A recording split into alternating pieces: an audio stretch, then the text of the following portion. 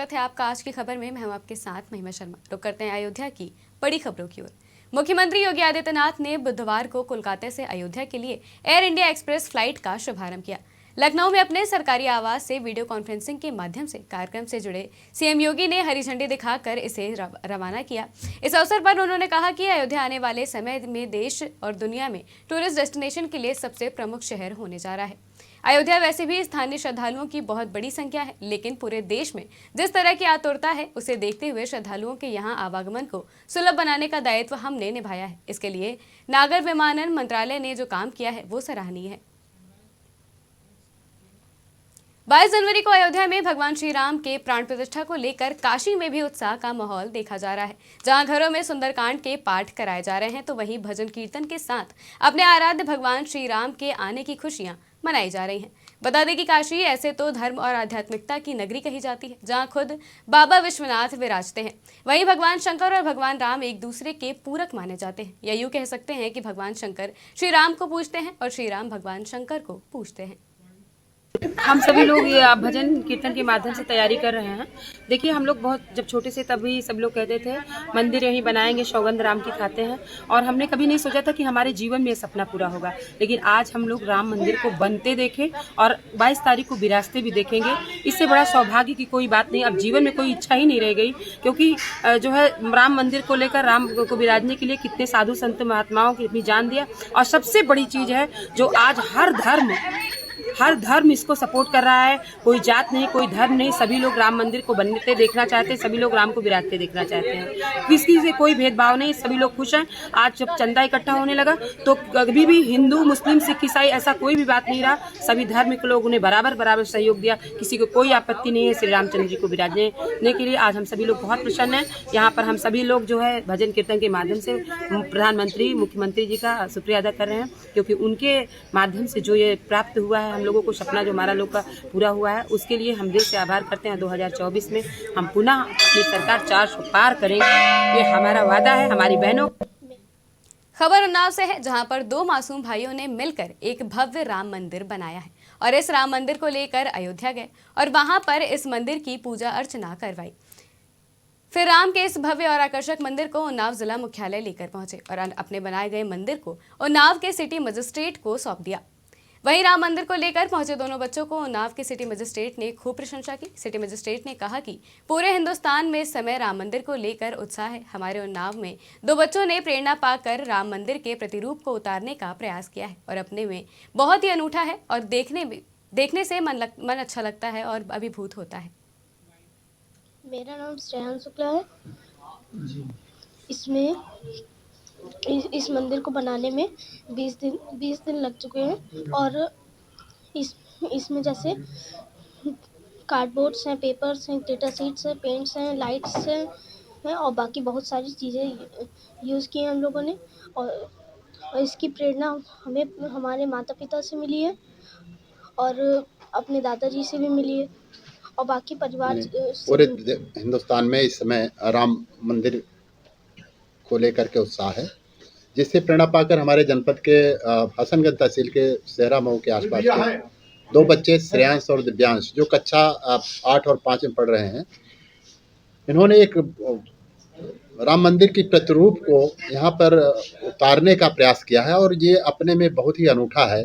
बहुत ही देखने से इतना अच्छा मन अभिभूत हो जाता है। इनको प्रेरणा पूरे जनमानस से मिली, जैसा इन लोगों ने बताया, और ये देख करके बहुत अच्छा लग रहा है। ये बच्चे बहुत ही आगे जाएंगे, बहुत ही होनहार बच्चे हैं। ईश्वर से प्रार्थना की जाती है कि आगे ऐसे ही कार्य करते रहें और देश। राम मंदिर के लिए बच्चे से लेकर संत महात्मा तक सभी उत्साहित हैं और अपने अपने तरीके से रामलला को उपहार दे रहे हैं। इसी बीच गुजरात के सोमनाथ से प्राण प्रतिष्ठा के लिए 8 कुंडों का जल और 3,50,00,000 मंत्रों से अभिमंत्रित स्वर्ण और रजत से अंकित पत्र अयोध्या पहुंचा, जिसे अभी जन्मभूमि तीर्थ क्षेत्र के अध्यक्ष महंत नेत्र गोपाल दास को महाराज को सौंपा गया। इस मौके पर सोमनाथ मंदिर के पुजारी कृणाल कपाड़िया समेत अन्य लोग मौजूद रहे। साथ ही वह मीडिया प्रभारी शरद शर्मा समेत कई लोग उपस्थित रहे। प्राण प्रतिष्ठा कार्यक्रम को लेकर निमंत्रण का दौर अभी भी जारी है। वीआईपी समेत कार सेवकों के परिवार को भी निमंत्रण दिया जा रहा है। बता दें कि 30 अक्टूबर व 2 नवंबर 1990 को अयोध्या धाम के वासुदेव गुप्ता, रमेश पांडे, राजेंद्र धरकार पुलिस की गोली से मारे गए थे, जिनके परिजनों गायत्री पांडे, संदीप गुप्ता व अनीता धरकार को प्राण प्रतिष्ठा का आमंत्रण दिया गया है। इस मौके पर विहिप प्रवक्ता शरद शर्मा ने बताया कि भगवान राम अपने पावन जनस्थान पर विराजमान होने जा रहे हैं और इस पावन पल के साक्षी शहीद कार सेवकों का परिवार भी होगा। जहां पूरे देश में राम मंदिर की धूम है, वहीं मुंबई से अयोध्या की पैदल यात्रा पर निकली शबनम शेख मध्य प्रदेश के छतरपुर पहुंच गई है, जहां पर उसका भव्य स्वागत किया गया और उन्होंने प्रभु श्री राम की प्रेरणा से सनातन धर्म का ध्वज भी लहराया। अयोध्या के लिए पैदल निकली शबनम का जगह जगह पर स्वागत किया जा रहा है। इस मौके पर शबनम ने कहा कि राम सबके हैं और राम सब में है। मेरा नाम है शबनम शेख। मैं मुंबई से अयोध्या पैदल यात्रा कर रही हूँ राम जी के दर्शन के लिए। आज मुझे 28वां दिन हो गया है और मेरा उद्देश्य यही है कि राम जी के दर्शन करना है और बस यही है। देखिए, प्रेरणा मुझे राम जी से मिली है यात्रा के लिए कि वहाँ जाके उनका दर्शन करना। इतना बड़ा भव्य मंदिर बन रहा है, 500 साल बाद बन रहा है, तो मैं अपने आप को एक सनातनी मुसलमान लड़की कहती हूँ, तो इसीलिए मेरा ये कर्तव्य बनता है कि राम जी के दर्शन के लिए। प्राण प्रतिष्ठा कार्यक्रम को लेकर आज कलश पूजन किया गया। राम मंदिर ट्रस्ट के सदस्य और रामलला की प्राण प्रतिष्ठा के मुख्य यजमान अनिल मिश्रा ने 21 महिलाओं के साथ माता सरयू पर पूजन किया और इसके बाद कलश में सरयू जल लेकर राम जन्मभूमि परिसर के लिए रवाना हुए। बता दें कि रामलला के परिसर को सरयू जल से शुद्ध किया जाएगा। वहीं इसी जल से अब 22 जनवरी यानी कि प्राण प्रतिष्ठा तक सभी धार्मिक अनुष्ठान को संपन्न कराया जाएगा। साथ ही कलश यात्रा में कुछ बदलाव करते हुए इसे सीमित किया गया। देखा आज कलश यात्रा शोभा यात्रा के रूप में, छोटी शोभा यात्रा के रूप में सुरक्षा कारण से ये बहुत भव्य हो सकती थी, परंतु लोगों के आवागमन और सुरक्षा व्यवस्था को देखते हुए इसको विधि पूरी तरह से हम लोगों ने की है।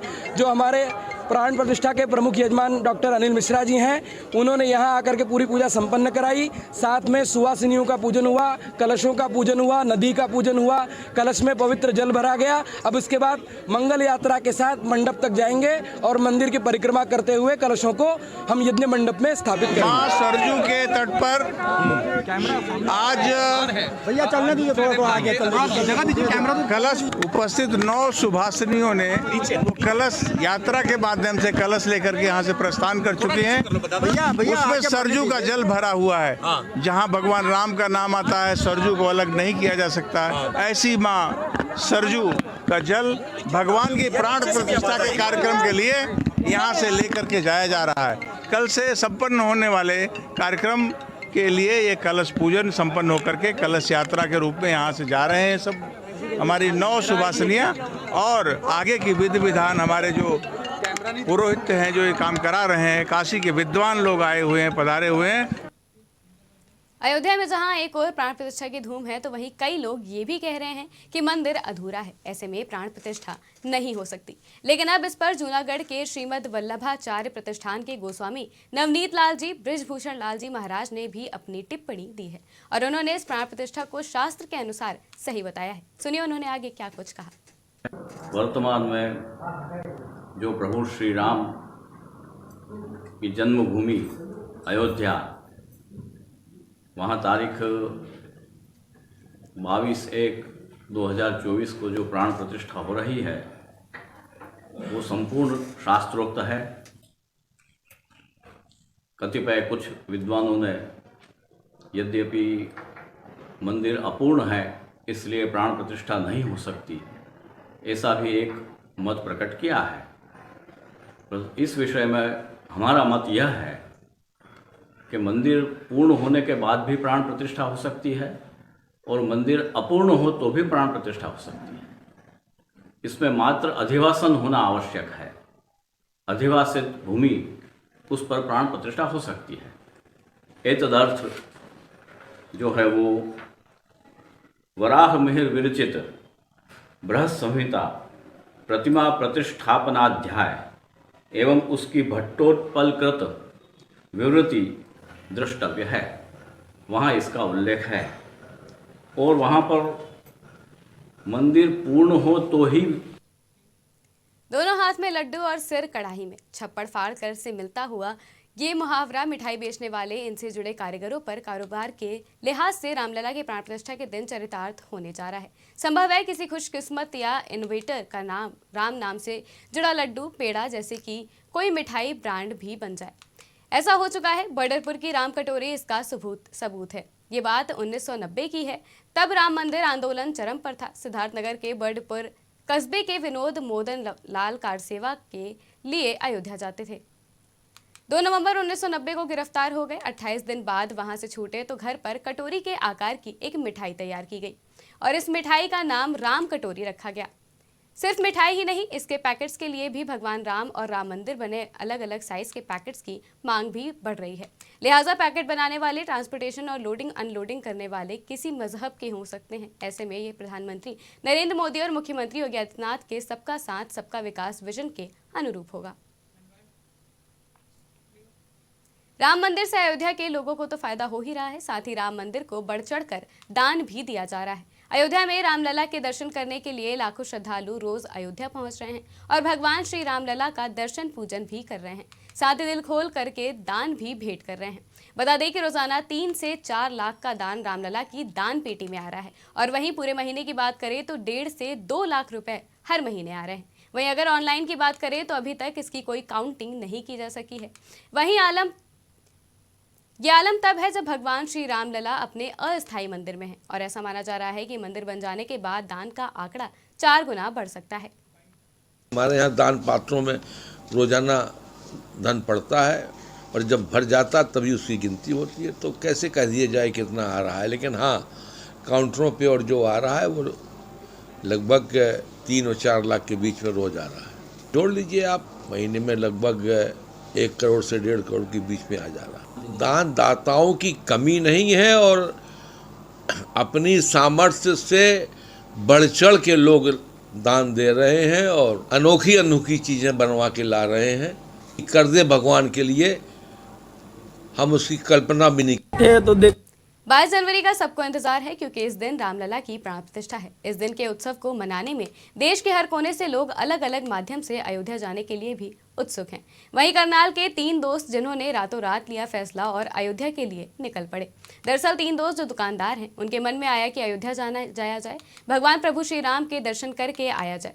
इसलिए उन्होंने रातों रात साइकिल खरीदी और उसके बाद निकल पड़े। भगवान राम की नगरी के लिए इन लोगों का कहना है कि ये एक दिन में 100 से 150 किलोमीटर जाएंगे और कुछ दिन में अयोध्या पहुंच जाएंगे। करनाल से अयोध्या की दूरी करीब 700 से 750 किलोमीटर की है। ये भक्त रामलला के दर्शन करके आशीर्वाद लेना चाहते हैं। व्यक्ति की अपनी एक अलग आस्था और वो उस आस्था के जरिए भगवान राम से जुड़ने का प्रयास कर रहा है। इसलिए ये राम भक्त साइकिल पर सवार होकर राम के जयकारों के साथ अयोध्या के लिए निकल पड़े हैं। तो देखा, मोबाइल चलाया, वीडियो बहुत सारी आगे ही आ रही थी राम मंदिर की, तो सोचा हमें भी जाना चाहिए, अपनी आंखों से देखना चाहिए वहां जाके। 500 सालों के बाद हम इतना बड़ा मंदिर, भव्य मंदिर राम जी का वहाँ पे स्थापित हो रहा है, तो हम अपनी आंखों से देखना चाहते हैं उधर। ठीक है, ये अपने माता जी है, सुबह हम घर से पैर लेके चले, माता जी है, इधर मंदिर में आए, फिर इधर दर्शन किए, तो अभी हम रेडी हो चुके हैं सारे चलने के लिए। अभी बस रात को गए, हम साइकिल लेके आए। लगभग 800 किलोमीटर है यहाँ से। 5 दिन तो मान के चलो आप, 150 किलोमीटर हम डेली का टारगेट ले। अयोध्या की खबरों में फिलहाल इतना ही। देश और दुनिया की तमाम खबरों के लिए देखते रहिए आज की खबर।